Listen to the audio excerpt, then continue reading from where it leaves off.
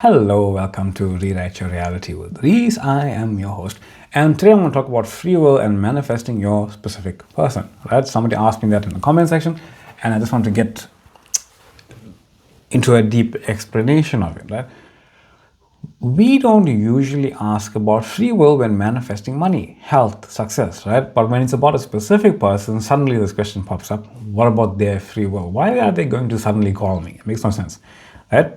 Here's the thing. If you can imagine it, it exists. Your awareness is the substance of existence itself, right? Awareness isn't inside your head. It's not here, right? It's projected from here, maybe, right? In some sense, but it's the creation of everything. Your awareness is aware of everything that it is. Not just in physicality, but in the metaphysical world, any dimensions you want to refer to, any way you want to refer to this, whatever your awareness is aware of exists right now. You can't be aware of something that doesn't exist for the very simple reason it doesn't actually exist in any way. But whatever you are experiencing within as awareness exists in at least that way, right? So your awareness isn't inside your head, it is reality. We typically say imagination is reality, but whatever you are aware of is reality, right? Your awareness is reality, basically, because you are reality. So whatever you are aware of is you. So what you imagine is a frame of reality already existing. It's a series of frames as a story based on who you are, who you say you are, and how you are calling it forth as your experiencing of it. So if you say, I am confused, you're calling forth, I am confused. If you say, I am chosen, I am calling forth, I am chosen. And how you want to experience that story is typically how the frames come to you, because you are already pointed in that direction, right? You're going to imagine your specific person as I am chosen, not some other reality you're not interested in, even if that exists as well, right? Neville Goddard says, creation is finished. You know, we've heard this endlessly, but we're going to hear it again. Anyway, that means every possible version of every person, including a specific person, already exists. When you imagine being with them, calling them, living with them, you are not creating something new. You are selecting the version where that is already true, already new, right? You're not controlling their free will. You are moving into the experience where their free will already chose you, because you are the experiencing of what already exists. So their having chosen you must already have prior existed, right? Everyone is doing this all the time. Whether consciously or unconsciously, reality is not being constructed in time. All points in time and possibility exist in every frame, in every form it exists as. So when we say we aging, no, it's just the unfolding of your specific version of yourself going forward, right? What you experience depends on your state of being, your self-concept, your choice of awareness, right? Am I going to be aware of what I am or not? God calls things forth as though they were not, as though they were, right? God calls things that are not as though they were. And Neville says, let no one tell you that another's will is involved when you say I am. Basically, whatever you're calling forth, right? Whatever you're calling forth from your imagination, you're calling forth as if it already exists, because God is the creator of all that exists. And no one's will can tell you what to call forth, because it is your will that has created it. Right? You are the creator. When you say I am, you are that. It's your own awareness. It's your own beingness that is giving life to everything in your imagination. You can see that. You know, you have absolute and utter perfect control of everything in your imagination. No matter what it is, you can imagine a rock turning into a flower, turning into a rabbit. It makes no difference to your imagination, because it is subject to your absolute control. You are not just the operant of power, you are the power behind it. You are the power operating yourself. It's you, right? Everyone is consciousness. Everyone is consciousness, right? That specific person you desire is just another phase of your own consciousness reflected back to you according to your story that you are saying. When you imagine being with them, you are also aligning with the version of them who imagines being with you, because it already exists in that way. Their free will is untouched because infinite versions already exist. You're simply choosing which version of you meet. Put it this way. If you don't experience physically being with your specific person and that version of you still exists, still together, still in love, still carrying on, whether you experience it or not. So it's not about you making it happen. It's about you aligning with the version of it that did happen. It's already happening right now, with or without you. I don't know what's going on in my throat. But anyway, Rumi captured it, right? As you start to walk, the way appears. I love that quote, right? This is the bridge of incidents, but the bridge is not just a thing you're walking in 3D reality. It is your entire experience of all of 3D reality happening, right? As you assume then that you are already together, reality rearranges itself, right? Logically, even if you don't know how, you just don't know how forward.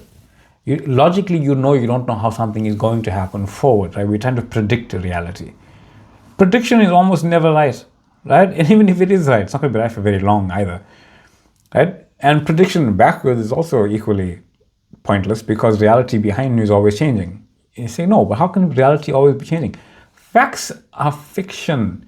They're fiction of the now, right? Facts are always changing. Facts are literally always changing. Things are always changing. No, this is changing. Time is changing. That happened, or maybe this happened, but we uncovered this and that, this blah, blah, blah, right? Stop trying to focus on whether you're going to get it right and whether it was right. Just focus on who you are being now. Right? Every single person is a specific person that you are engaging with, not just your specific person. How they treat you, right? How you treat them, how you experience them, right? You only meet versions of people who reflect who you are being. There's no competition. There's no limitations. There's no forcing. There's only awareness of you choosing. I'll give you another example. If you are a shop owner or you own some sort of service or something, right? Your specific person in that moment is the person who's paying you money. You don't make them pay you money. You think that it's some obligation in the 3D world for them to pay you. It's not. They're paying you because of you. They're paying you because of your awareness of the story, that the story was, I did this thing and they paid me for it, but it all existed now. They don't need to pay you. Yeah, sure, it's against our 3D laws and of experiencing, but that still exists, right? It still exists. That's why it comes from you. But you didn't force their free will to pay you, right? You didn't force their free will to be nice to you. You didn't force their free will to not be nice to you, and you didn't force their free will to not pay you. You did one thing. You assumed yourself God. You assumed yourself paid. You assumed yourself loved. You assumed yourself chosen. You assumed yourself the center of the divine mind, because you are. And everyone treats you that way. You didn't force it. But suddenly when it comes to love and staying with you, no, free will is a thing. Yeah, it's your thing. It's your choice to experience that free will. But remember, them paying you or not paying you exists right now. Even with that version of you that owns some sort of company store thing. Right? You're always free to choose, and so is everyone else, because every choice is already made. You're just selecting which direction to go. And here's the thing. There's you experiencing everybody, right? A specific person, you and other people in your life, right? They're all specific to you. They all rearrange when you change yourself. These other people, these other frames of reality where you exist, they also exist with you, but in different rearrangements. So your choice rearranges all of reality, rearranges everybody in reality.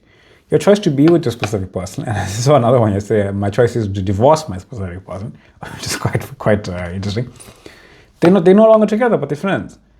It rearranged everything. They're just friends now. They rearrange everything. You're together, but it always exists from every single point. If you are here and then you're physically here, not together, that still exists. If you are together, that still exists. If you are together, that still exists. All of this exists at the same time. It just depends on where you are physically experiencing yourself, and where you are consciously experiencing yourself is your bridge to wherever you want to go. It's your choices, but they all exist with you, because they've made choices to get you from wherever you were, from wherever they were in your reality, right? And it's all within that. It's all within your own I am awareness. All of these frames exist together here, right? Timelessly, pristinely, and untouched by anything. And no matter which frame you're in, the other frames exist. They just exist, right? So your free will is choosing your state, because your state dictates the world you see. But don't let the world you see dictate your state, because anything can pop into the world that you can misunderstand. Just know that it's reflecting you. So you don't have to worry about what it is. Just know that you're choosing to be the image, not the reflection. You are not just the operant of power. I know Neville says that. You are the operant of power and you are the power. You are everything. You are God. You are reality itself. So that's free will, right? Assume that you are everything. Imagine how you would like things to be with the intention that I am being this identity. Execute your own free will to embody that identity in your imagination. Like, this is who I am. I am climbing my ladder. I am intentionally climbing my ladder to invoke this as my reality. And that's it. And then you let it intentionally go to your higher self to unfold it for you. I am. And you walk in that knowing, as Rumi said, as you walk, the way appears, but walk as the person who is going that way. That being said, I'm coughing so much today. It's so funny. That being said, much love, much light. Thank you for the comments, especially the last video. Beautiful. If you're watching this video for the first time, there's a beautiful comment on the previous video by one of the followers. Her name is Patty. Beautiful comment of explaining how reality and imagination work together.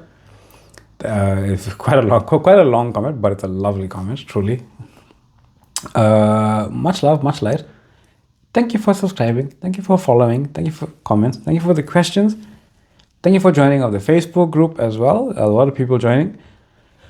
You can join and ask questions in the community. A lot of people answer. I'll answer as well. You can email me directly if you want a personal interaction. I only do email and Zoom calls for personal stuff, right? No DMs, because I'm choosing to keep it professional. That being said, much love, much like. Oh, and there's a TikTok page and an Instagram page up as well. You can check those out. So that's all for me, and I'll see you on the next one. Bye.